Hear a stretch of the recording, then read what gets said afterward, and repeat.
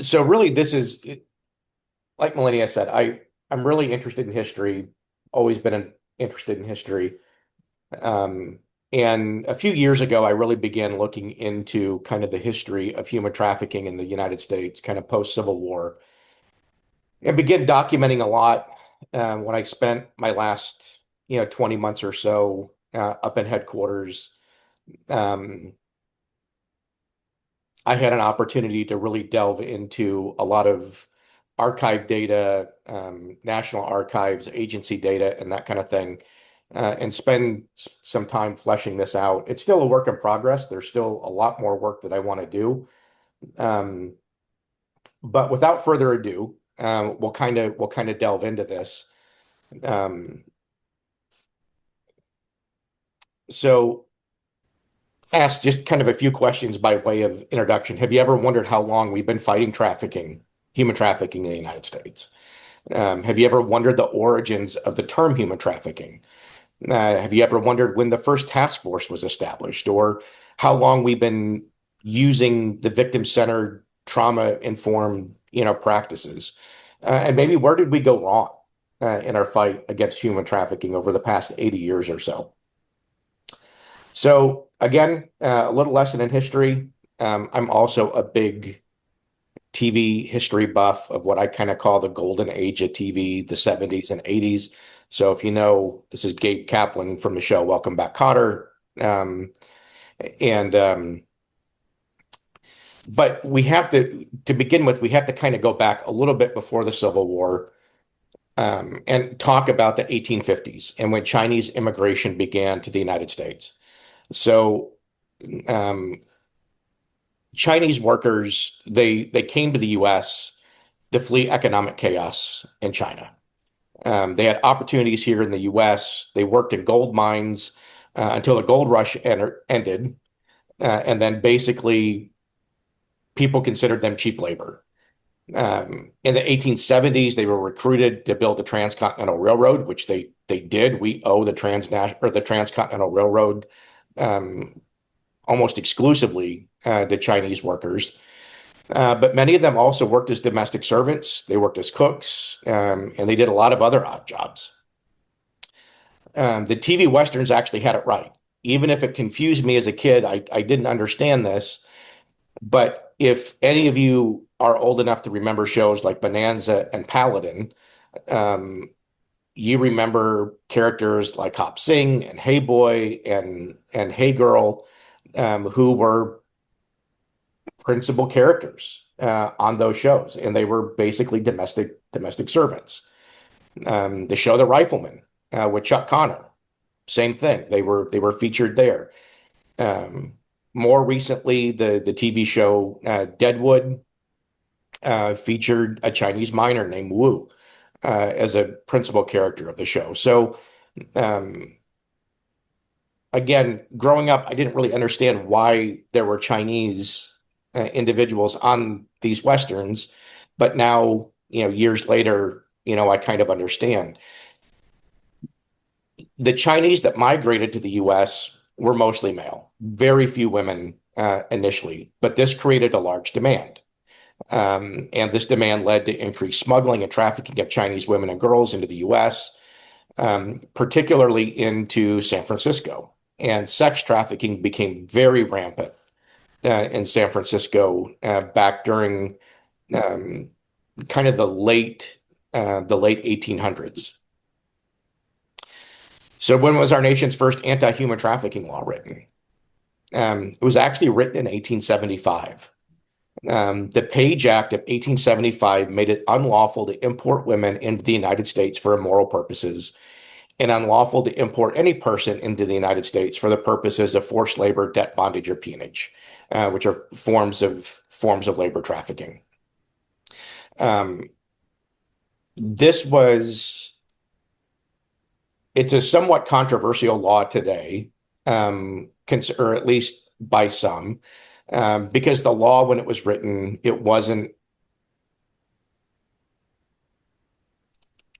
politically correct, right? But it was a different time. It was 1875. It was a different time. It was a different age. Some people today hold the opinion that this was um,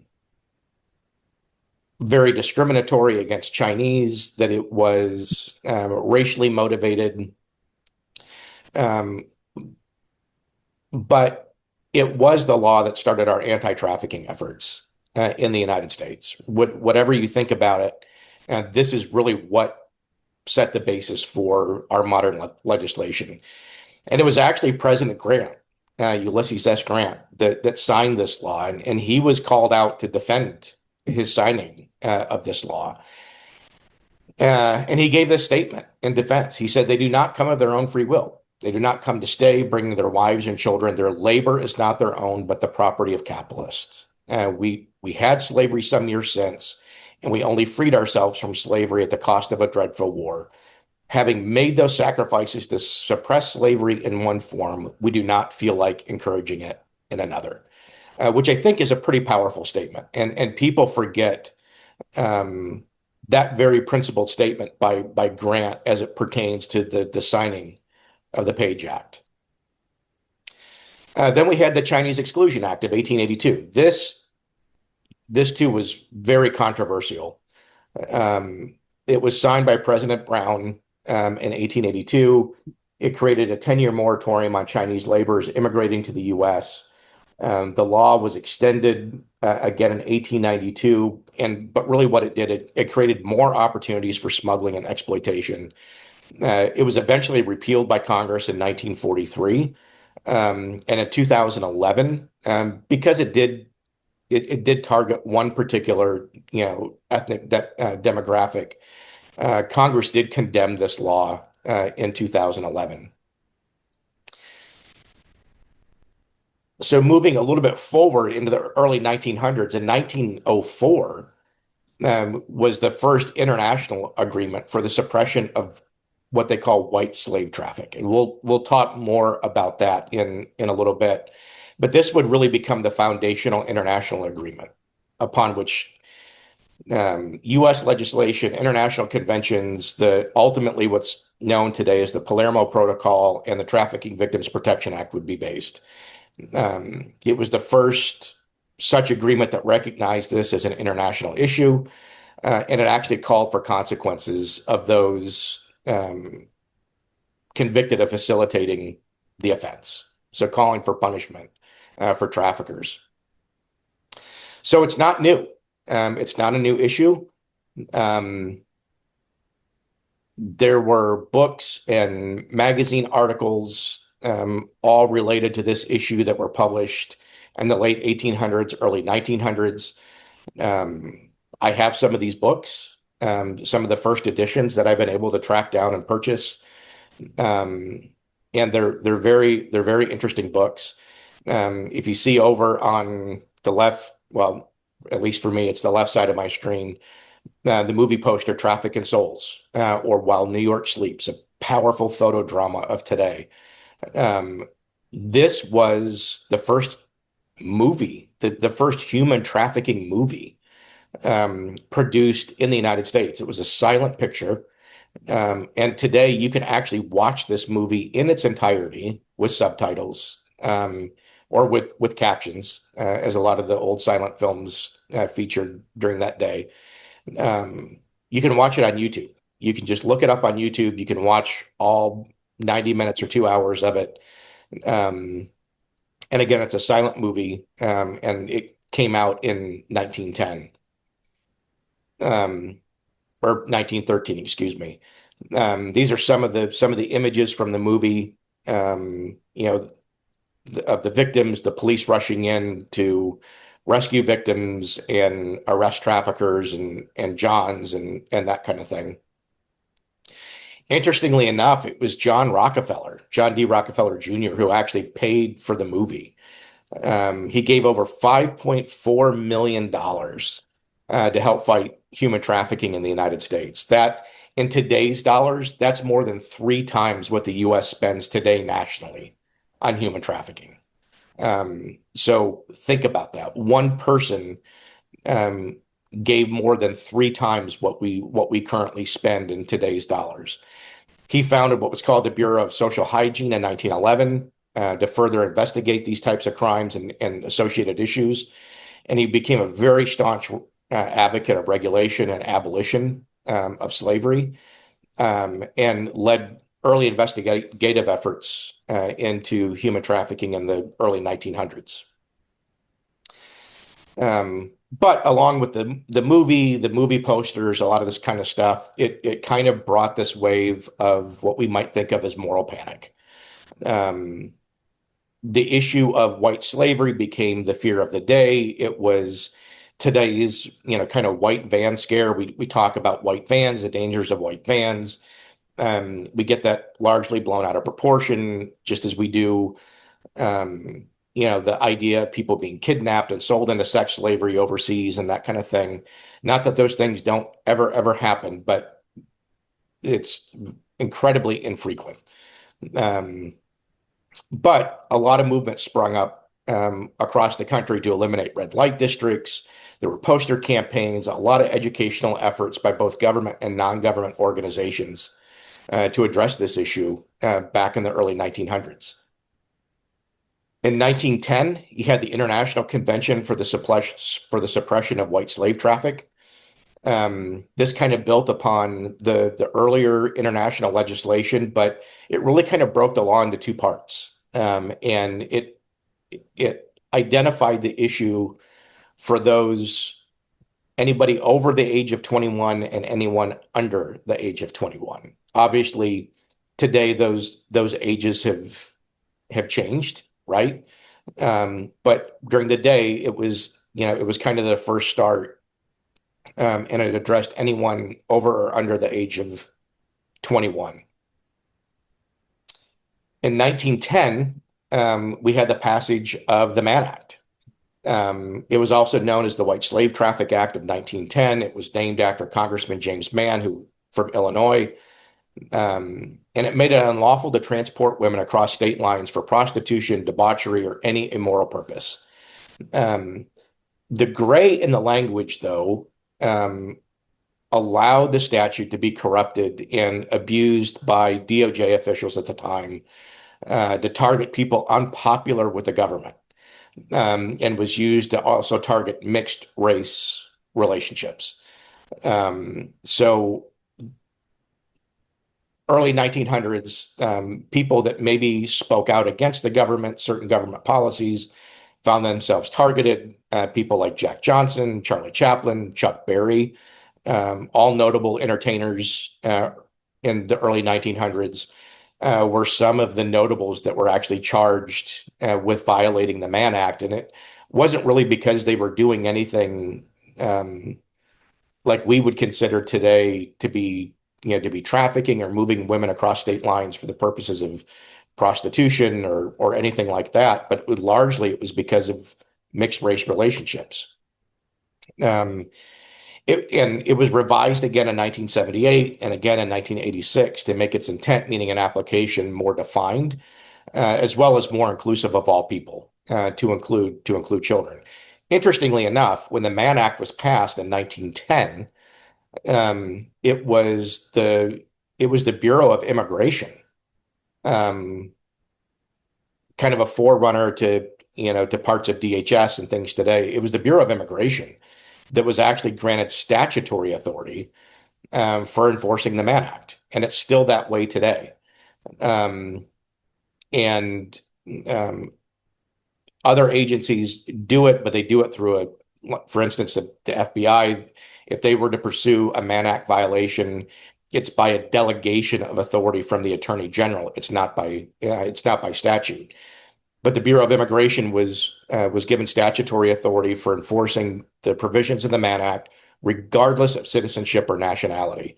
So one of our first real domestic human trafficking efforts. What's changed since the 1900s? Well, not much. The traffickers, when you go back and you look at some of these early books that were written, some of which were written by federal prosecutors, by abolitionists, by others, traffickers used the same techniques 120 years ago as they do today. They identify victims, they exploit their vulnerabilities, And those vulnerabilities that were identified back then in these books are the same vulnerabilities that we have today. They're socioeconomic, it's immigration status, it's access to English language, it's self-esteem, it's substance abuse, it's family issues. It all of these different things that we deal with today, they were dealing with 120 years ago. Nothing's really changed except for this. It's technology. Technology is the one thing that has really changed and has made this crime um, in some aspects more difficult for us to investigate. But it has caused this issue to explode in growth in terms of trafficking, sextortion, and other crimes that can be facilitated online. The term white slavery, um, the origins of the term actually began in Europe. This was not a U.S. thing. Some of the first abolitionists, they came up with this term, and it was really a way to draw a distinction between the ugly history of enslaved Africans in Europe and the U.S. And the current issue of trafficking. So what was referred to originally as the black slave trade or the African slave trade. They wanted to draw a distinction, so they called it the white slave trade. But a lot of the people and a lot of the documents that you go back and read and the people that you know that talked about this issue, it wasn't the issue white slavery wasn't so much related to the color of the victim or the person who was being trafficked or enslaved or exploited, but rather it was a reference to the traffickers who were principally all white at the time. So that's really kind of how the term came about. Um, U.S. national efforts began to take root, um, especially in San Francisco. We saw a number of successful cases, back in the late 1800s, early 1900s, primarily agents and advocates going and recovering many young Chinese females who were being enslaved, whether it was through labor trafficking or many sold into brothels. And this was actually a map of Chinatown in San Francisco outlining where a lot of these brothels were and where people were being enslaved and sold for sex. For about the first 30 years, it was actually the U.S. Customs Service that was charged with fighting human trafficking under the provisions of the Page Act. And then in about 1900, the Bureau of Immigration was established, and there was the first effort really to create the first human trafficking task force in 1900. And it was comprised of customs and immigration, U.S. Public Health Service, NGOs, a lot of faith-based organizations to really fight human trafficking. And often they had to skirt around a lack of legal sufficiency, let's say. And they often acted without formal official sanction, but the agents, and in looking at what some of these agents have, wrote in reports and said to the media that they just felt like they had to do something to get some of these girls out. Whether they prosecuted anybody or not, they had to get people out and get them to safety. Interestingly enough, the term rescue mission, like we hear today, associated with soup kitchens and homelessness and that type of thing, that term rescue mission actually came out of the anti-trafficking movement when advocates in law enforcement would team up to go on rescue missions to get women and girls out of these environments. In 1912, there was a customs officer in San Francisco who, unbeknownst to him, there was a Chinese cargo ship that came in and it was holding one of the most prolific traffickers of the day. And he was holding 4 young women aboard that ship that were to be sold to a brothel. And they had everybody confined to the ship. The trafficker actually approached DZ and offered him a very significant bribe, greater than his annual salary. But he played it off. He kind of declined the bribe, said, "Let me think about it," notified his supervisor. They commenced an investigation that actually led to the rescue of those young girls off that and the prosecution of that trafficker. That was in 1912. Some of our first victim assistance specialists, they were not federal employees, but particularly in San Francisco, it was Margaret Culbertson and Donaldina Cameron, founder of the Cameron House, both running Presbyterian missions, and they served Asian and other immigrant communities where women were frequently exploited. And they would work with them on planning these raids or these rescues where they would accompany law enforcement on operations to get the girls out. And because there were really no other services, no other way to care for them, the agents and officers would allow Cameron and Culbertson to take custody of the young girls and provide them services to include healthcare, counseling, education, and those types of things. Uh, Dr. Kate Waller Barrett um, was actually appointed the first female special agent of the Bureau of Immigration in 1914. And her sole job was to investigate human trafficking. Interesting story. She grew up in an era in Virginia when, as a teenager, she was gifted a slave by her family. And it just shocked her conscience. And she decided at a very young age, as a teenager, that she was going to be an abolitionist. And she knew no one would take her seriously as a female back then, unless she had an advanced degree. So she went to medical school. She became a doctor. Never really wanted to practice medicine, but knew that she had to be a doctor in order to be taken seriously and in order to have any standing. Um, and so she began her work as an abolitionist. She led the creation of what we refer today as the victim-centered approach. Um, she wrote the first book on being victim-centered and trauma-informed in the early 1900s.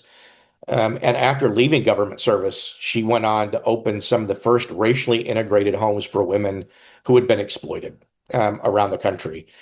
And they often used the term back then, downtrodden women. But she also had a lot of guts. In 1917, while working in Washington, D.C., Dr. Barrett um, became aware that President Wilson, Woodrow Wilson, was about to sign an executive order where he was going to send federal troops into the red light district of Washington, D.C., and raise the red light district. He wanted it all taken down. He wanted everybody arrested, everybody taken to jail. And Dr. Barrett heard about this, and this was a pretty big deal, especially as a female in 1917. But she marched her way up to the gates of the White House and demanded a meeting with President Wilson. And they let her in, and she went in and she met President Wilson and said, "Listen, I'm not telling you not to do what you want to do. Obviously, you're the president, but would you please delay signing the executive order, giving me time to take a team of advocates into the red light district in order to identify the victims and get them out and get them to a safe place where they can receive restorative care, health care, education, the things that they need." And this was widely reported in the newspapers of the day, but President Wilson was so moved by what she had to say that he delayed signing the executive order until she was able to do just that. Um, and it's also very interesting that Dr. Kate Waller Barrett was born on January 24th in the middle of what we now know as Human Trafficking Prevention Month. So come January 24th, just a few days from now, think about Dr. Kate Waller Barrett. And kind of as a side, I'm actually working on a project to try and get January 24th um, named via executive order as Dr. Kate Waller Barrett Day in the United States, because she is really the front runner of a lot of the legislation and a lot of the laws in the way that we do things today. As a matter of fact, the Trafficking Victims Protection Act was just reauthorized a few weeks ago, and then we just had the Trafficking Survivors Relief Act signed, and there are provisions in the Trafficking Survivors Relief Act that are due to the work that Kate Waller Barrett put in 120 years ago. So her legacy is still being felt today. Um, Early 1900s up to 1950, there were a lot of other provisions, international provisions and things that came into place. In 1921, they formally got rid of the term white slavery, and we began using the term trafficking in persons and human trafficking in the United States. Um, and then you'll see in 1930 to about 1949, 1950, kind of a big gap in legislation. We'll talk about that. Um, but they begin using more gender neutral language because they begin to recognize that it's not just women who are trafficked, it's also men and children. So where did we go wrong? Well, we had back-to-back wars that divided the attention of the nation. We were looking, and at the same time we were looking at this issue primarily from the sex standpoint. We were kind of trying to enforce morality. We were looking at it as a morality issue, not so much as a criminal issue. And we know that its efforts to enforce morality largely fail, right? And while all laws at their most basic are rooted in moral code, using moral reasoning as the why to make legislation or to write a law, it only works for those who subscribe or agree to that same higher moral code and want to follow it. Otherwise, it doesn't work. Um, the access to automobiles in the 1930s and 14s changed the landscape of human trafficking because now we could move people, from one place to another, much more quickly. The advent of the telephone, the yellow cab, company often moved, women from, one place to another, from one hotel to another place. It changed the landscape of what we do. Again, even though trafficking is not a transportation crime, it's an exploitation crime, the automobile really played into this. In New York and Chicago, it was largely mob driven. Lucky Luciano committed dozens of murders on behalf of the mob, but he was never convicted of murder, but was convicted on dozens of counts of compulsory prostitution after the NYPD raided a number of his brothels. Interestingly enough, what would have been a life sentence for him um, ended up being waived because the mob also controlled the ports in New York City. And during the war, the U.S. paid the mob to protect New York City ports from sabotage. So he kind of had his sentence delayed or postponed with the agreement that once um, that work was done, he had to self-deport himself to Italy, which he ultimately did. We created moral squads back in the 1900s to crack down on prostitution, to drive them out of cities such as New York. It was a bad look. They used code enforcement. New York City also used the fire department to help shut down locations. They began seizing property. And ultimately, the mob kind of pulled out of a lot of the prostitution related crime because it became too difficult to make a profit because the police were cracking down on it. But it ushered in kind of a new order of pimps and traffickers. Um, but enforcement was still focused heavily on arresting victims, charging them with prostitution. And those tactics really just kind of caught on nationally, and that's what we did.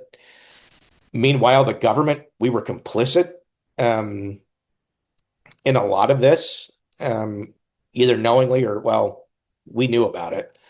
Um, during World War II, the Japanese were infamous for recruiting Korean women by fraud, to come work for the Japanese. They thought they were going to do one thing. They actually became comfort women who provided sexual services to Japanese troops. At the end of the war, the U.S. took over the comfort stations, and while they tried to minimize the slavery aspect, the women were still left with very little choice but to comply. And we've actually paid restitution to a lot of these victims and their families in years since. In Korea, if any of you have ever watched the show MASH, you may remember Rosie's Cantina, and it's the little bar that they went to. That was actually a real place, and it was a brothel. The U.S. actually allowed the construction of camp towns outside many of the gates in Korea not only as a place to drink, but also as a place to purchase sex.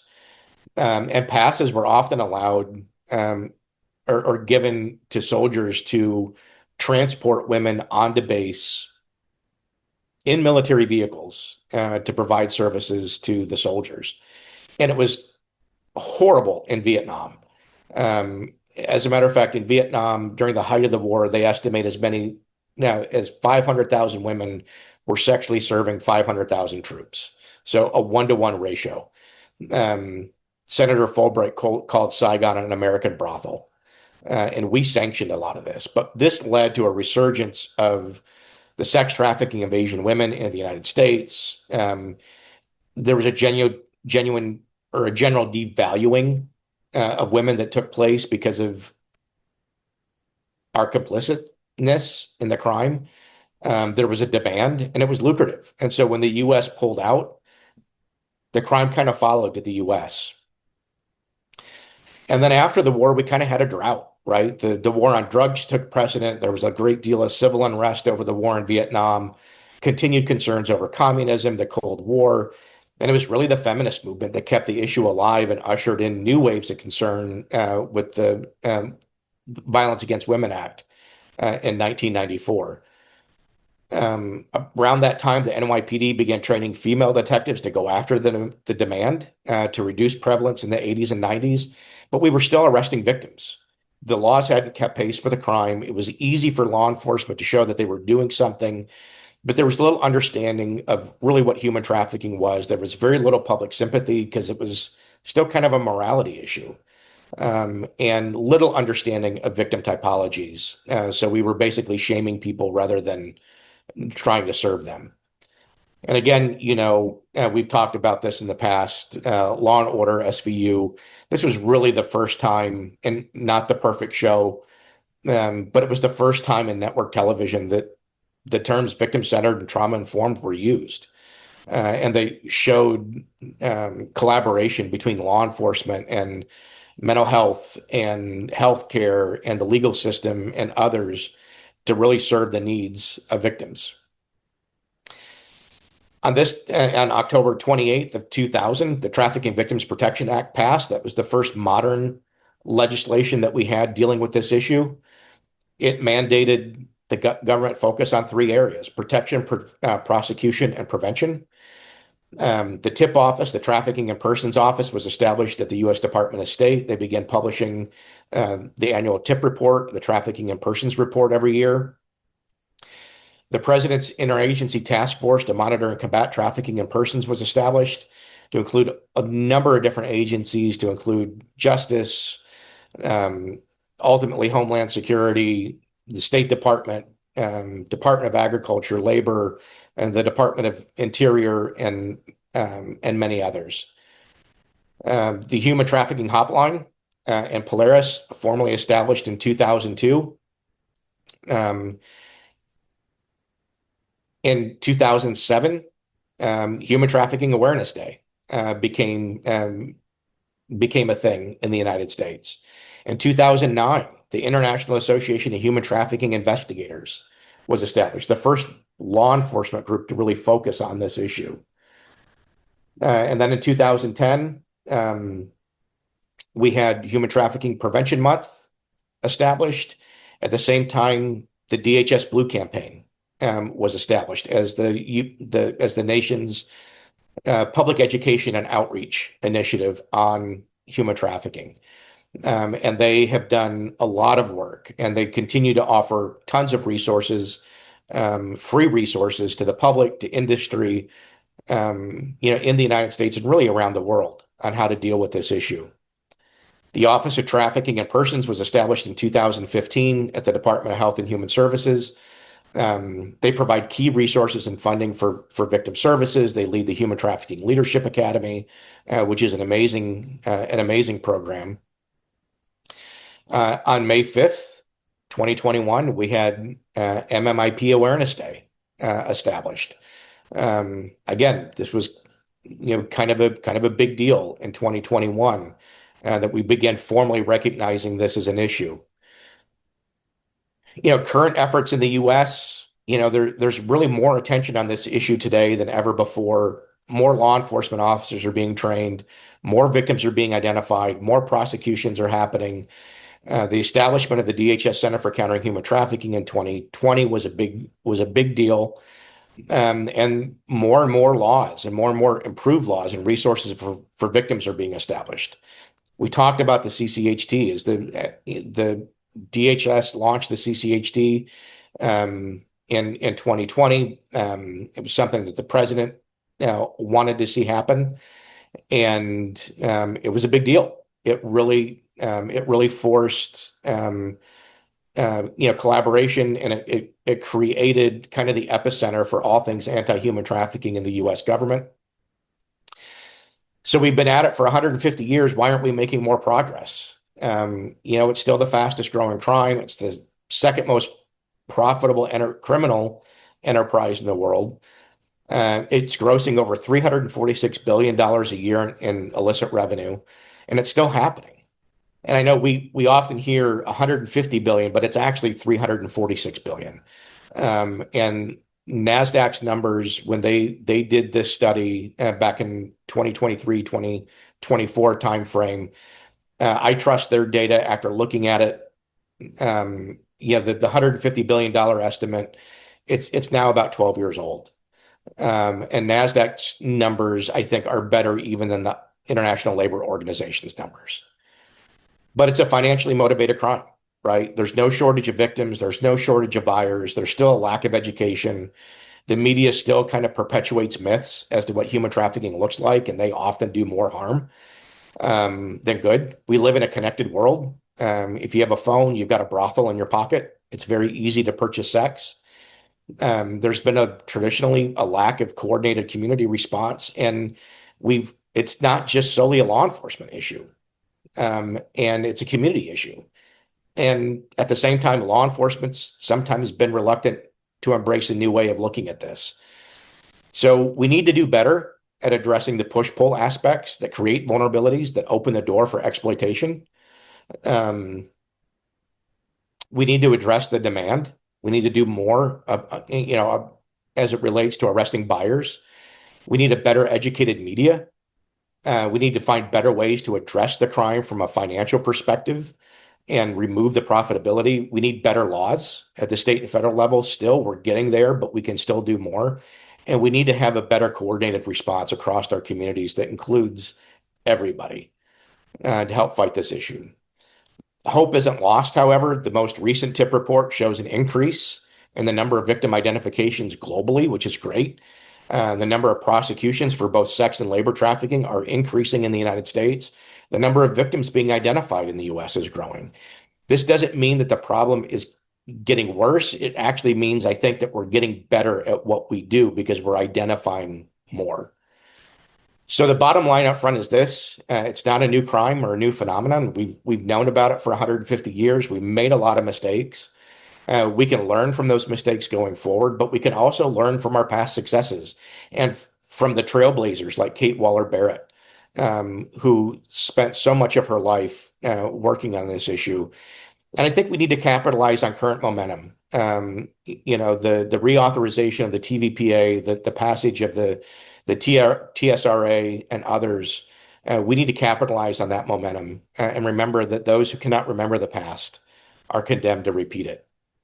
And this is a quote actually from the book of Fighting Traffic in Young Girls by Ernest Bell, published in 1910. He says it's for the protection of the innocent, for the safeguarding of the weak, for the warning of the tempted, and for the alarm of the wicked. And there you go.